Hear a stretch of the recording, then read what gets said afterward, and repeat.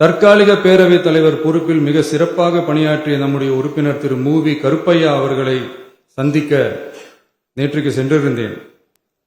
அங்கே முந்தைய பேரவைத் தலைவர்கள் படங்களை கண்ணுற்ற போது, அவர்களை பற்றி அறிந்த போது உண்மையிலே எனக்கு பெருமிதம் தந்தது. ஏனென்றால் எடுத்துக்காட்டாக விளங்கும் திரு ஜே சிவ சண்முகம் பிள்ளை, டாக்டர் யு கிருஷ்ணராவ், திரு எஸ் செல்லப்பாண்டியன் அவர்களுடைய வரிசையில் மிக சரியான ஒருவரையே நாம் முன்மொழிந்துள்ளோம் என பெருமை அடைந்தேன்.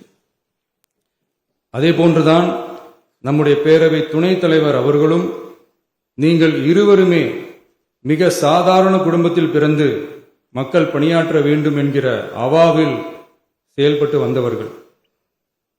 குணம் நாடி குற்றமும் நாடி அவற்றுள் மிகை நாடி மிக்க கொளல் எனும் வள்ளுவரின் வாய்மொழிக்கேற்ப சட்டமன்ற நடவடிக்கைகள் சீராக, செம்மையாக, அமைதியாக நடைபெறும் வகையிலும் சட்டமன்ற ஜனநாயக பண்புகள், நெறிமுறைகள் பேணி பாதுகாக்கப்படும் வகையிலும் இந்த அவைக்கு பேரவைத் தலைவரும் பேரவை துணைத் தலைவரும் பெருமை சேர்ப்பீர்கள் எனும் நம்பிக்கை எனக்கு உண்டு. அரசியலுக்கு அப்பாற்பட்டு மனிதர்களை மதிக்கும் நல்ல பண்புகள் நிலைநாட்டப்பட வேண்டும். தமிழ் பண்பாடு போற்றப்பட வேண்டும்.